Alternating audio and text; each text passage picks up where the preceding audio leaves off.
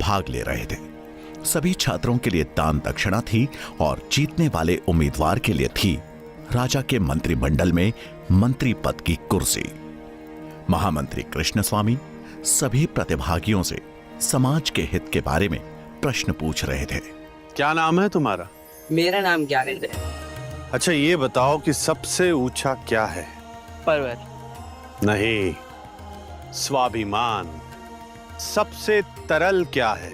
जल। नहीं, मनुष्य का हृदय। लेकिन अभी तक एक भी प्रतिभागी ऐसा नहीं मिला था जो उनके प्रश्नों के संतोषजनक उत्तर दे सके।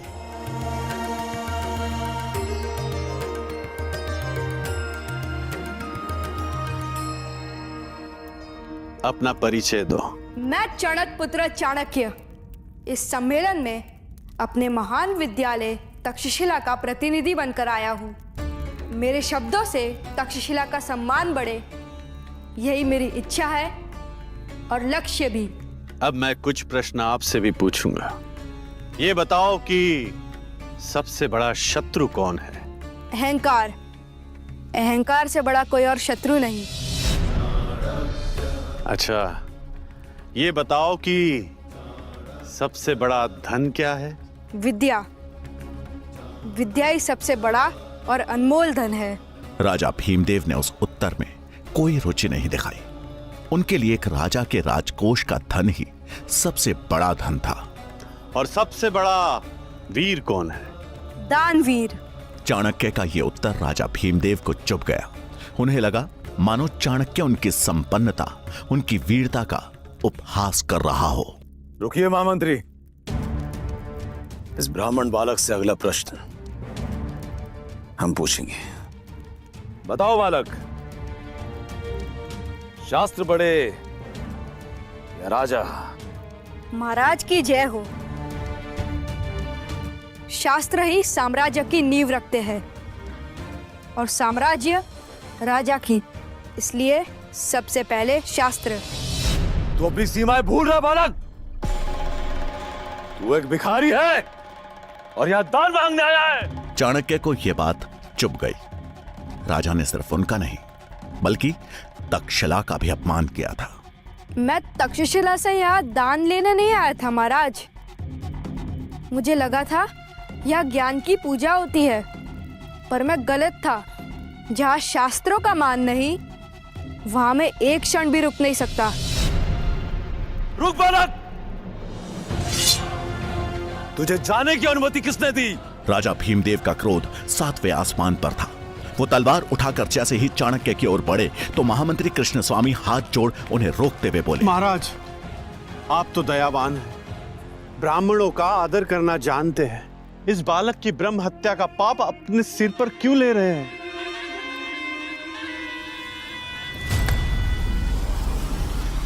और एक बात गांठ बांध लो, अगर यही आचरण रहा तो जिस शिखा का तुम दम भर रहे हो ना, एक दिन ना तो वो रहेगी और ना ही उस शिखा को धारण करने वाला शीश।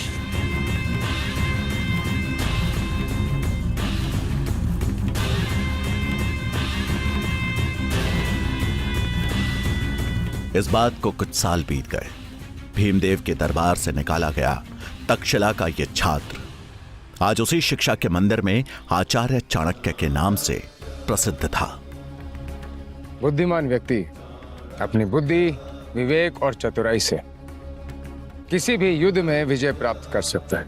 शत्रु चाहे जितना भी शक्तिशाली क्यों ना हो, साहस, संयम और बुद्धि से जीवन में किसी भी युद्ध पे विजय प्राप्ति की जा सकती है।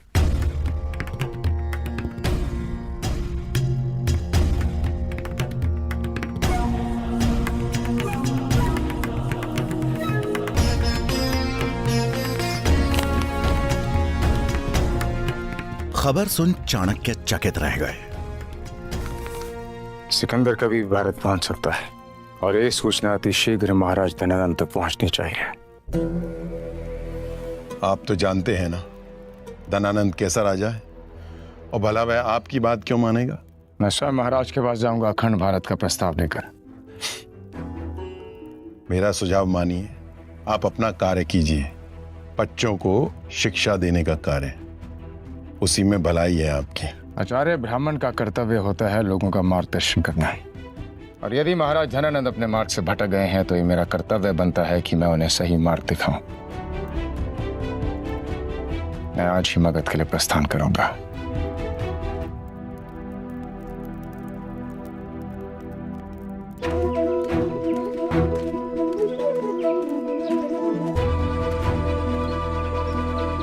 चाणक्य तक्षशिला से मगध के लिए निकल पड़े और 5 दिन का लंबा सफर तय कर पहुंच गए मगध की राजधानी पाटलिपुत्र।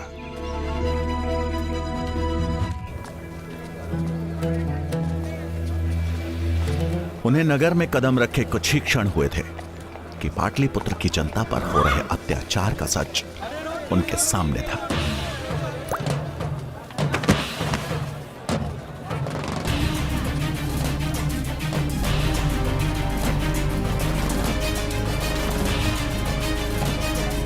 नगर के चौराहे पर कुछ सैनिक फांसी के फंदे से लटकते मृत शवों को नीचे उतार रहे थे। ये देख चाणक्य को समझने में देर नहीं लगी कि उन्हें सामूहिक मृत्यु दंड दिया गया है। और कितने लोगों को खोना होगा हमें, और कितने लोगों को मारोगे? अगर हम कर नहीं दे पाए तो क्या सारी प्रजा को मारोगी? ज्यादा बात करेगी ना तुझे भी फांसी पर लटका दूंगा। माता संभालिए शालू को। उठिए उठिए उठिए। मैं महाराज धनानंद के दरबार जा रहा हूं और मैं आपको बचा लूंगा।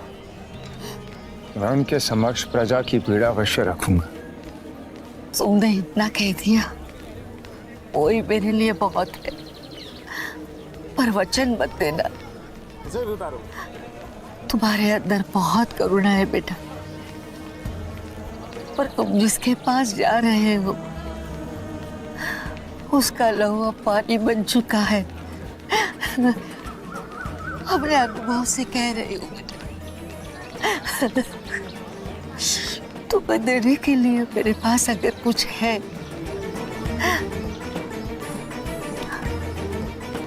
सिर्फ आशीर्वाद है। उस औरत ने उनके सिर पर हाथ फेरा और चाणक्य दृढ़ संकल्प लिए चल दिए राजमहल की ओर।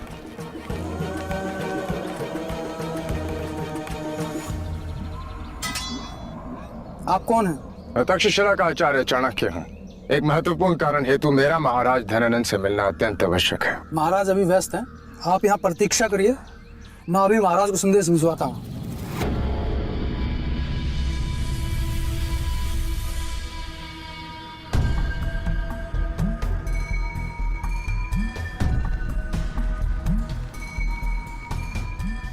प्रतीक्षा करते करते शाम हो गई।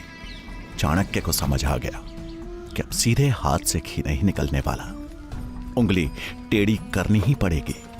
थोड़ी देर बाद उनकी नजर कुछ रसोइयों पर पड़ी जो कि महल के पीछे वाले रास्ते से अंदर जा रहे थे।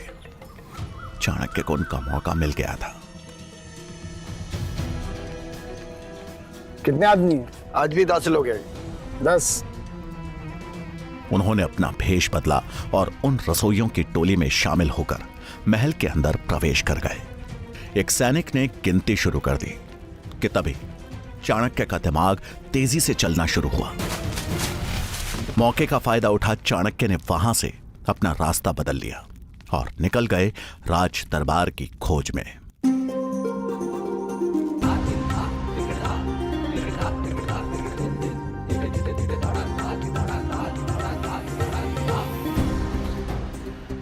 वो एक जगह रुक वापस अपने भेष में आए और कुछ ही देर में वो राज दरबार के अंदर थे। लेकिन ये क्या, राज दरबार में कोई राजसभा नहीं बल्कि सुंदरियों का नृत्य चल रहा था।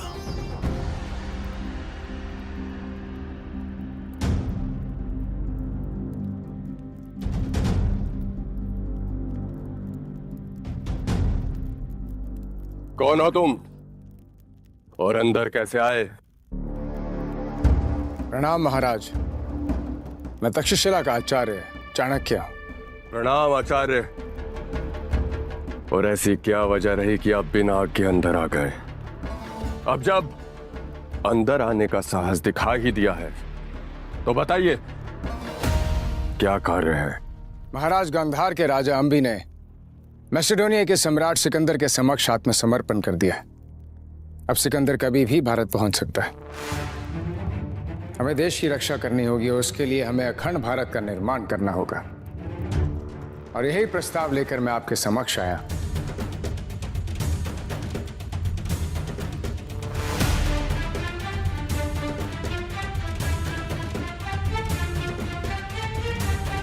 अपने घुटने पर बैठो।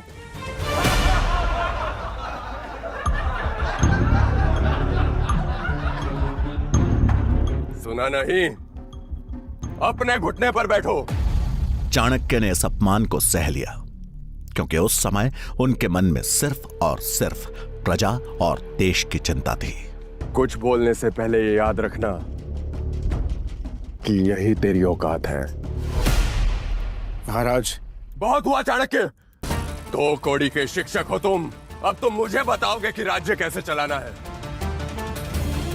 तेरा भाग्य अच्छा है कि हम ब्राह्मण की हत्या नहीं करते, अन्यथा तेरा सर अभी तक धड़ से अलग हो चुका होता। चुपचाप अपना कार्य करो। युद्ध के बारे में सोचना और करना हमारा काम है। क्षमा कीजिए महाराज, किंतु यह राज्य जितना आपका है उतना हमारा भी है और इसी कर्तव्य का पालन करने हेतु मैं आपसे मदद मांगने आया था। किंतु आप तो यहाँ नृत्य और मदिरापान में लीन हैं। यदि ऐसा ही चलता रहा तो शीघ्र ही समस्त भारत का सर्वनाश हो जाएगा। सिकंदर जब मगध के ऊपर आक्रमण करने की योजना बनाएगा तब हम उससे निपट लेंगे। इससे पहले कि हम भूल जाएं कि तुम एक ब्राह्मण हो, जिस गति से यहाँ पर आए थे उसी गति से वापस लौट जाओ।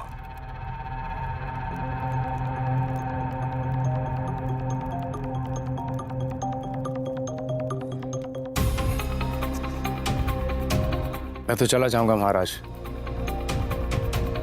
किंतु एक राजा का कर्तव्य होता है निर्बल की रक्षा करना, ना कि उस पर अत्याचार करना। और मगध की स्थिति देखकर मुझे आभास हो गया है कि शीघ्र ही आप समस्त भारत सिकंदर को भेंट स्वरूप दे देंगे। ये सुनते ही धनानंद का पारा आसमान चढ़ गया और उसने चाणक्य को जोर से लात मार के नीचे गिरा दिया। बहुत बोल लिया ब्राह्मण, इसका दंड तुझे अवश्य मिलेगा। एक ब्राह्मण का मान सम्मान उसकी चोटी होती है ना। सैनिकों, इस दरिद्र ब्राह्मण को उसकी चोटी से पकड़कर घसीट के बाहर ले जाओ।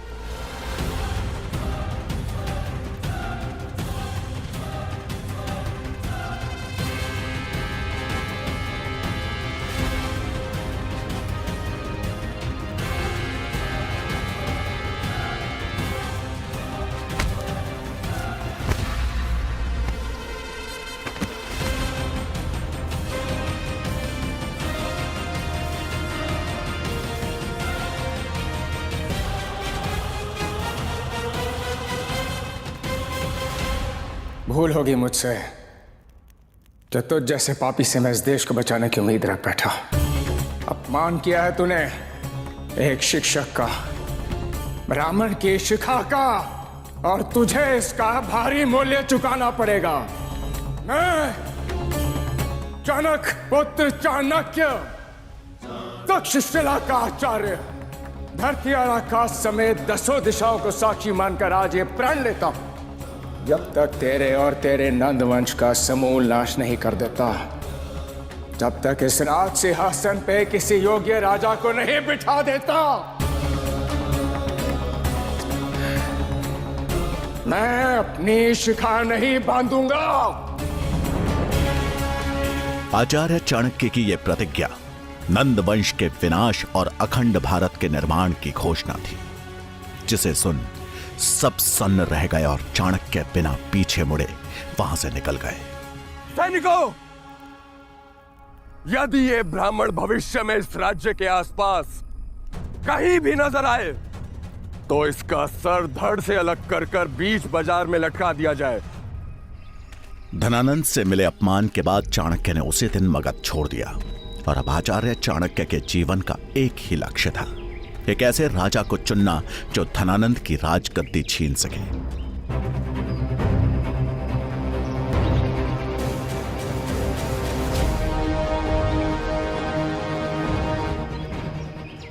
जंगल से गुजरते समय चाणक्य को एक 14 साल का बच्चा देखा।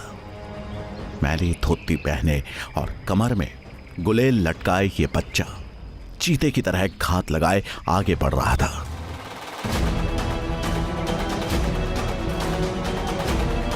कुछ दूर पीछे चलने के बाद चाणक्य ने देखा कि वो बालक जिन 2 लोगों का पीछा कर रहा है वो भी एक अकेले जा रहे यात्री का पीछा कर रहे हैं।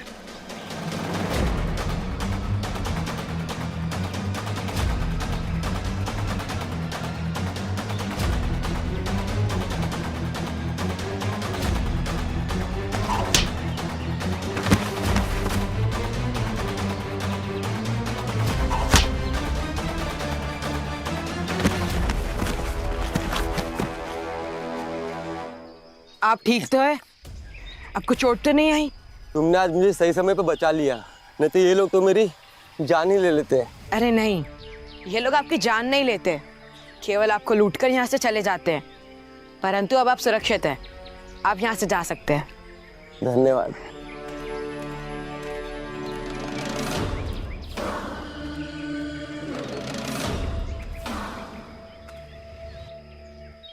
बालक, ये क्या किया तुमने? क्यों लिए इनके प्राण?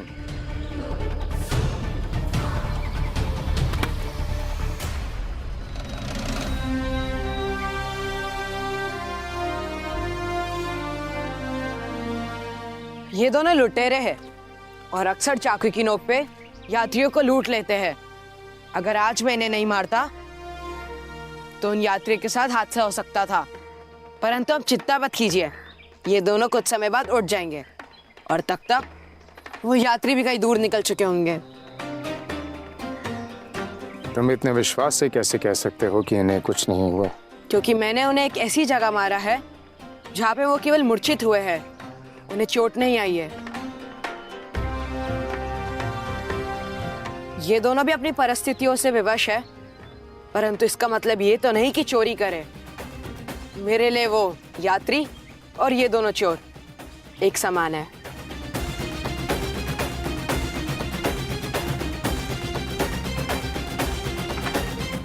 नाम क्या है तुम्हारा? चंद्रगुप्त।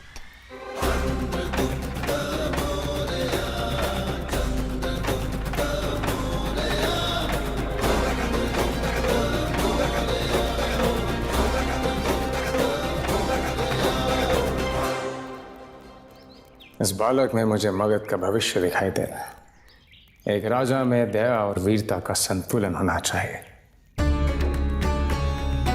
धनानंद, तूने अपने अहंकार में मगध की इस पावन मिट्टी को भी कलंकित कर दिया है और अब इस कलंक को मिटाने की प्रक्रिया आरंभ होती है। अधिक समय नहीं है तेरे पास। शीघ्र ही तेरे रक्त से मगध की इस पावन धरती को सिंचित किया जाएगा। आज मेरी खोज समाप्त होती है। मिल गया मुझे मगध का भविष्य, मगध का भावी सम्राट। मगध के राज सिंहासन पे चंद्रगुप्त बैठेगा और उससे उस सिंहासन तक मैं पहुंचाऊंगा। क्या योजना बना रहे थे आचार्य चाणक्य? जानने के लिए देखिए अगला एपिसोड। चंद्रगुप्त ने चाणक्य की बहुत बड़ी चिंता दूर कर दी थी। धनानंद के द्वारा मिले। अरे तुम्हारा दिमाग खराब हो गया है क्या? इतना सा बात पे कोई सुसाइड करता है? दिमाग खराब तुम कर रहे हो। इतनी सी रिक्वेस्ट की थी, वो भी तुमसे मानी नहीं गई। अरे सुनते तुम्हारा रिक्वेस्ट सुनते, तुम इधर आओ इधर आओ। अरे मुझे तुमसे कोई बात नहीं करनी, तुम हाँ कहो या फिर मुझे जाने दो। पगला गई हो क्या? मैंने कहा ना, मुझे तुमसे कोई बात नहीं करनी। पागलपंती नहीं करो, गिर जाओगी, मर जाओगी। मैं 10 तक काउंट करूंगी और फिर कूद जाऊंगी। इससे बढ़िया तो हम जेल में ही सड़ जाते हैं। 10, 9। उसकी गिनती के बीच ही यशपाल के मन में वो पूरी कहानी फिर से चलने लगी कि कैसे सिर्फ उस रात की वजह से वो इस सिचुएशन में आकर फंस गया था। 2 दिन पहले रात का समय था और मुंबई शहर के लाइट्स धीरे धीरे बंद होते जा रहे थे। बीच के किनारे लगी छोटी छोटी दुकानें भी अब बंद होने आई थी, जिसमें से एक दुकान यशपाल उर्फ यश की थी। जिंदगी में ज्यादा ख्वाहिशें नहीं होने से यशपाल अपनी मामूली कमाई के बावजूद भी खुश रहता था। उसकी बस यही कोशिश रहती कि दुनिया के सामने वो एक अच्छा और सच्चा इंसान बनकर रहे। बारिश वारिश आ गया तो हमारा सारा पैसा भीग जाएगा। दिन भर का जितना मेहनत है सब खराब हो जाएगा। अचानक यशपाल की नजर एक बेहोश पड़ी लड़की पर गई। ये कौन है बे? एकदम सफेद रंग का कपड़ा पहन करके लेटी हुई है यहाँ। कोई भूत पिचास तो नहीं है ना भगवान? एक्सक्यूज मी, लड़की उठ का नहीं रही है भाई? इतना सुंदर लड़की, इतना महंगा महंगा कपड़ा पहनी है, एकदम रईस खानदान की लड़की लगती है। और नहीं तो क्या, सांस तो चल रहा है यार, नब्ज भी चल रहा है, बदबू भी आ रहा है। भगवान कसम कितना दारू पी है।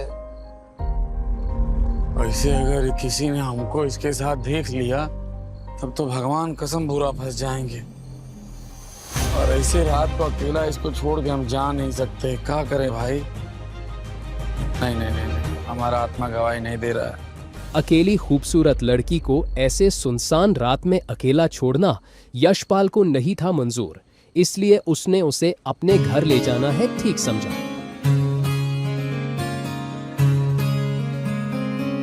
वैसे मैं बता दूं कि ये रात यशपाल की जिंदगी का टर्निंग पॉइंट है। कैसे, आइए देखते हैं।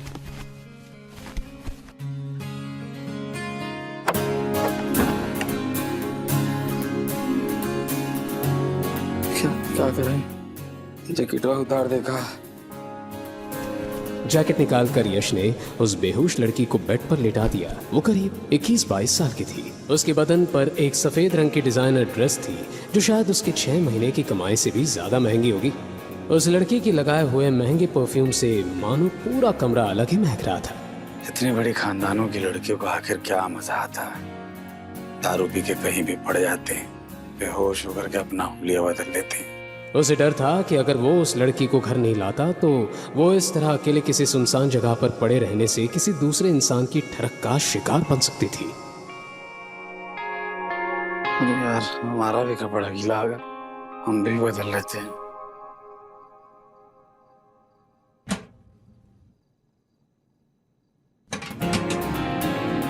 पूरा कमरा गमका दी तुम।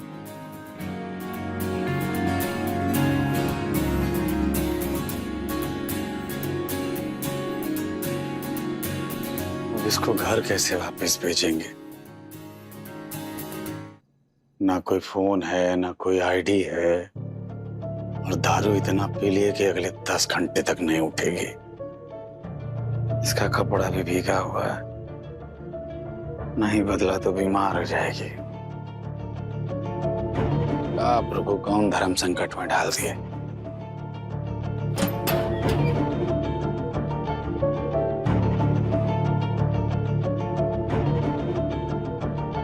अरे यार ससुर, तुम इसका कपड़ा कैसे बदलोगे बे?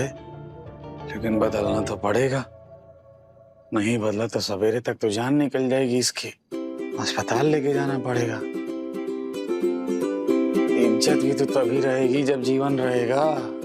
यश को डर था कि कोई उसे उस लड़की के कपड़े बदलते हुए ना देख ले, क्योंकि अगर किसी ने देख लिया तो यश इतना बदनाम होता कि उसे अपनी चाय की टपरी बंद करके गांव भी जाना पड़ सकता था।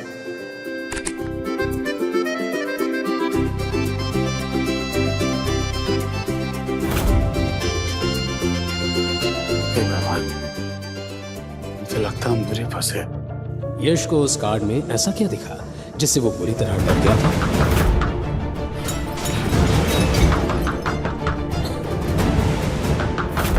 इतनी रात को अब उसके कमरे में कौन आया था? क्या उस लड़की की वजह से अब यशपाल पर कोई मुसीबत आने वाली थी? रात के 2:30 बजे कौन आ गया भाई? दरवाजे पर हुई दस्तक से यशपाल का टेंशन बढ़ने लगा। उसे डर था कि अगर किसी ने भी उसे एक अनजान लड़की के साथ देख लिया तो बवाल हो जाएगा। यशपाल सर। अरे यार, ये श्रुति आधी रात को यहाँ कैसे आ गई? अगर इसको गलती से भी पता चलेगा कि हमारे साथ यहाँ पर इस कमरे में एक लड़की है तो भगवान, हमारी इज्जत की तो धज्जियां उड़ जाएंगी। सो गए क्या सर? बाहर खड़ी लड़की उसकी पड़ोसी थी और एक अच्छी दोस्त भी थी। कहाँ हो गया? कपड़ा बदल रहे थे अंदर, ठीक हो ना तुम? 2:30 बज रहा है। अरे नहीं नहीं सर, सब ठीक है। मैं तो बस देख रही थी कि आप वापस आए कि नहीं। वो आज मौसम बड़ा खराब है ना, इसीलिए। हाँ तो तुम्हारा पढ़ाई लिखाई ठीक चल रहा है ना? वो तुम्हारा फीस देने लेने का कुछ झंझट चल रहा है, तो सब हो गया कि नहीं हो गया? नहीं, फीस की तो ऐसी कोई बात नहीं हुई। हाँ चलो कोई बात नहीं। अरे हाँ, क्यूटी प्यूटी, जाओ सब ठीक ठाक है। Good night. हाँ आप भी ना सर, ये इंटरनेट से नए शब्द सीख के कुछ भी बोलते हो। Good night. Good night.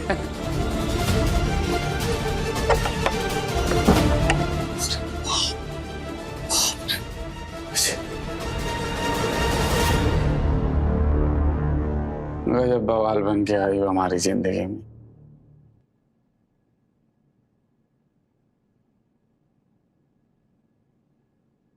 ये ऐसा महंगा डिजाइनर कपड़ा, इसको खोले कहाँ से, बांधे कहाँ से? ससुर कुछ समझ में नहीं आ रहा है हमको। प्रभु कुछ तो दिशा निर्देश दो। हे मैडम, हेलो। यश अब उसके कपड़े चेंज करने में और भी ज्यादा डर रहा था, लेकिन दूसरी ओर वो सर्दी के मारे खांसने भी लगी थी। यश ने फिर अपने रूम में रोशनी कम कर और अपनी आंखें बंद कर जैसे तैसे उस लड़की के कपड़ों को चेंज कर ही दिया।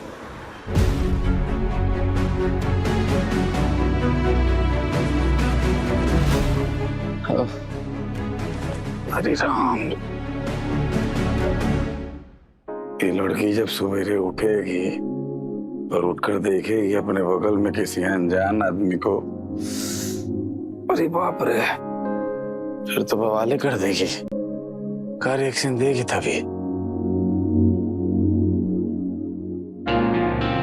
परमात्मा सब जानते हैं, हम सब साफ मन से किए हैं, इसीलिए वो भी हमारे ऊपर कोई विपदा नहीं आने देंगे। हमको विश्वास है, हो सकता है इस नेक काम के लिए मैडम हमको इनाम दे दे। इनाम में इनाम स्वरूप हमसे ब्याह कर ले, हमसे इम्प्रेस हो जाए। हैं? ऐसा भी तो हो सकता है। एक नजर देखकर ही यश को पता चल गया था कि वो कार्ड कोई मामूली कार्ड नहीं है। उसने इंटरनेट पर पढ़ा था कि इस तरह के कार्ड सिर्फ उन्हीं लोगों को मिलते हैं जो अपने बैंक में 100 करोड़ से ज्यादा बैलेंस मेंटेन कर पाते हैं। कियारा अग्रवाल।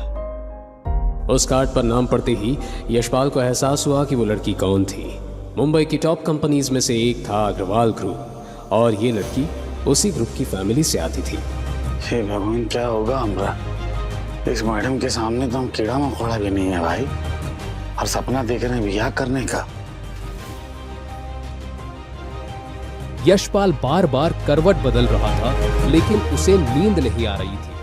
वो इस बात से अनजान था कि वो कहीं ना कहीं कियारा की ओर आकर्षित होने लगा है।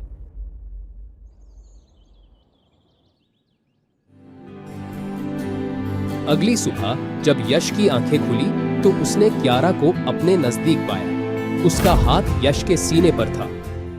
यश ने कांपती हाथों से उसका हाथ हटाया। दरअसल आज तक कोई भी लड़की यश के इतने करीब नहीं आई थी।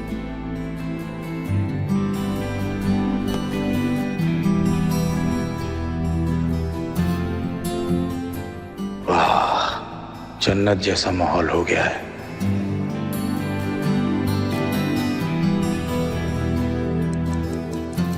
अरे बाप रे, 10 बज गया, आज का सारा बिजनेस चौपट। कियारा की आवाज सुनकर यश का चेहरा लाल पड़ गया। वो जैसे ही मुड़ा, कियारा के चेहरे का हाव भाव देखकर वो समझ गया कि कियारा उसे गलत समझ रही है। जैसा आप सोच रही हैं ना, वैसा कुछ है नहीं, समझिए आप। तुम कौन हो? मैंने पूछा तुम कौन हो? अच्छा, आप शांत हो जाइए। हम आपको बताते हैं ना हम कौन है, सब बताते समझाते हैं। अरे शांत हो जाइए मैडम, शांत हो जाइए। आपको पता भी है रात को कितनी पी थी आप? रात को ना बीच के किनारे पड़ी हुई थी। आपको अंदाजा भी नहीं है आपने कितना पिया हुआ था। आंधी तूफान बारिश, वो भी आपको हिला डुला उठा नहीं पाई, समझी? वो तो भगवान का धन्यवाद कहिए, महादेव, उन्होंने हमको भेज दिया आपके पास। शुक्र मनाइए हम आपको उठा करके ही अपना घर ले आए, नहीं तो परमात्मा ही जाने आपके साथ क्या होता क्या नहीं होता, मतलब समझ रही हैं? बीच? हाँ। अरे यहाँ इधर है बाथरूम, इधर है। वहाँ कहाँ जा रही? इधर है बाथरूम। जाना है क्या? अपना हील तो लेते जाइए। वो लड़की बिना कुछ कहे बस रोते हुए यश के रूम से भाग निकली थी, जिससे यश को भी काफी बुरा लगा। कमाल है यार आजकल की लड़की, ये बड़े घर की लड़की थैंक यू बोलना भी नहीं जानती है क्या?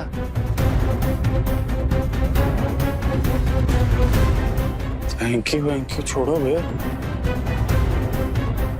कहीं अग्रवाल साहब की बेटी हमारे ऊपर केस न कर दे।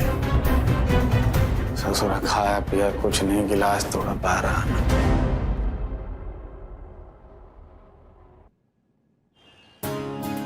अब शाम होने को आई थी और यशपाल की दुकान पर भी भीड़ होने लगी थी।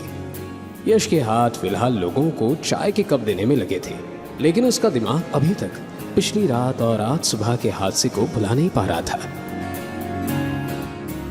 अरे नहीं यशपाल सर, देखिए ना 500 का नोट है, छुट्टा भी नहीं और ये ऑनलाइन भी काम नहीं कर रहा है। यश ने कुछ भी जवाब नहीं दिया। यश का सिर्फ हाथ चाय के पतीले में घूमता जा रहा था, लेकिन दिमाग कहीं और था। यशपाल सर, यशपाल सर, हाँ कहाँ ध्यान है आपका? यही है ना, बताओ क्या बात है? यही ध्यान है मेरा। 10 रुपए की चिप्स ली और 500 का नोट दिया है, छुट्टे नहीं है, अब क्या करूं? अरे दे दो ना छुट्टे। अभी वो श्रुति से अपनी बात कह भी नहीं पाया था कि तभी उसका फोन बजा। फोन एक अननोन नंबर से था। धंधे के टाइम पर कौन फोन कर रहा है भाई? अपने आप से इतना कहने के बाद यश ने जैसे ही फोन उठाया, उधर से एक भारी भरकम आवाज सुनाई पड़ी। अगर चाय की उबाल को सही समय पर रोक ना लिया जाए तो वो फैलकर पूरी जगह को खराब कर देती है। ये आवाज सुनते ही यश के चेहरे की रंगत एकदम से बदल गई। उसने श्रुति की तरफ देखा और कहा, श्रुति हम आते हैं। और फिर यश साइड में जाकर उस शख्स से बोला, गुरु वशिष्ठ आप, प्रणाम। 5 साल के बाद अचानक सब ठीक तो? गुरु वशिष्ठ ने यश की बात काटते हुए कहा, यहां सब ठीक है यश, लेकिन तुम गलत करने जा रहे हो। यश ने हैरानी के साथ पूछा, गलत? हम समझे नहीं गुरुजी। गुरु वशिष्ठ ने तुरंत जवाब दिया, 5 साल पहले तुम जिस अतीत को छोड़ कर आए हो, वो अतीत तुम्हारा बहुत बड़ा राज है। राज को राज ही रहने देना चाहिए। तुम एक साधारण चाय वाला बनकर अपनी जिंदगी व्यतीत करो। अगर 5 साल पहले का वो राज बाहर आया और दुनिया के सामने तुम्हारी असली पहचान सामने आ गई, तो ना सिर्फ तुम्हारी जिंदगी मुसीबत में आ जाएगी, बल्कि उस लड़की की भी जिंदगी मुसीबत में आएगी जिसके साथ तुम कल रात में थे। यश सन्न रह गया था। गुरुजी, वो लड़की नशे में थी और हम बस। गुरु वशिष्ठ ने फिर से उसकी बात काट दी और कहा, मुझे पता है यशपाल कि तुम एक अच्छे और नेक इंसान हो, लेकिन तुम्हें ऐसा कुछ नहीं करना चाहिए जिससे लोगों को पता चले कि तुम अपनी असली पहचान छुपाकर एक मामूली चायवाला बनकर रह रहे हो। मैंने बस तुम्हें आगाह करने के लिए फोन किया था। तुम मेरे सबसे काबिल छात्र रहे हो। मेरा आशीर्वाद हमेशा तुम्हारे साथ है। यश जवाब में कुछ कहता कि उसके पहले ही फोन कट गया था। यश सन्न खड़ा हुआ था। उसके चेहरे की रंगत बदली हुई थी। उसके कानों में चीखने की आवाजें आने लगी, जैसे वो चीखे उसके अतीत से जुड़ी हो। यश के माथे पर पसीने की बूंदें दिखाई पड़ी और तभी अचानक से किसी ने यश को झिंझोड़ा। यशपाल सर, आपको क्या हुआ है आजकल? बड़े खोए खोए से लगते हो। नहीं सब ठीक है। कहाँ कुछ खोया पाया? कहाँ? यही है हम। और हम तुमसे कुछ कह रहे थे, अगले महीने तुम्हारा एग्जाम आने वाला है ना। अरे तो तुम पढ़ाई लिखाई पर ध्यान दो ना, तुमको यहाँ आने की क्या जरूरत है? ऐसा है तुम जाओ और कल से मत आना। जब तक एग्जाम होता है तब तक नहीं आओगी। अरे नहीं सर, मैं मैनेज कर लूंगी, नो प्रॉब्लम। अरे हम कह दी ना तुमको, जाओ अपना फ्यूचर पर ध्यान दो, पढ़ाई लिखाई करो, हम यहाँ सब संभाल लेंगे। यशपाल को एहसास होने लगा कि श्रुति के एग्जाम्स सर पर थे। और उसे अब अपने करियर और फ्यूचर पर ध्यान लगाना चाहिए था। इसी वक्त और भी कस्टमर्स आ गए और वो दोनों अपने अपने काम में बिजी हो गए। कुछ 5-6 हट्टे कट्टे आदमी एक साथ उस चौपाटी के अंदर आ गए। ये सभी इस एरिया के गुंडे थे और फिलहाल चौपाटी की दुकान वालों से हफ्ता वसूल कर रहे थे। क्या रे भाईजान, हफ्ता देना भूल गया तू? हाँ, मार खाना मांगता है तेरे को? साले जानवर लोग फिर से आ गए तमाशा करने। नहीं है संगम बाबू, मैं झूठ काहे को बोलेगा, पर अपनी जेब अभी भी खाली है। मैं देता है ना आपको, अगले टाइम पूरा पैसा देता है नक्की। क्या रे साला पप्पू समझा है क्या तू मेरे को? मेरे को मेरा पैसा अभी मांगता है, अभी के अभी। नहीं तो तेरी ये लारी है ना, अब उसको तोड़ डालेगा, समझा क्या? मैं करता है कुछ। तोड़ तोड़ संग्राम भाई, ऐसा मत करो। सबसे बोल रहा है तू करेगा तब करेगा। मत करो संग्राम भाई। ससुर बहुत चर्बी चढ़ा है इन लोगों को। संग्राम भाई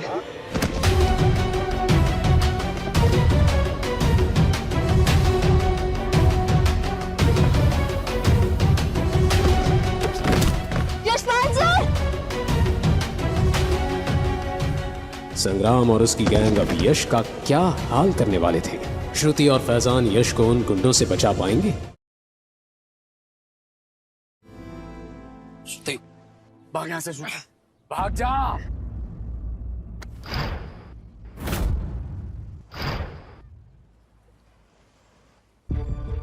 संग्राम, मैं कह रहा हूं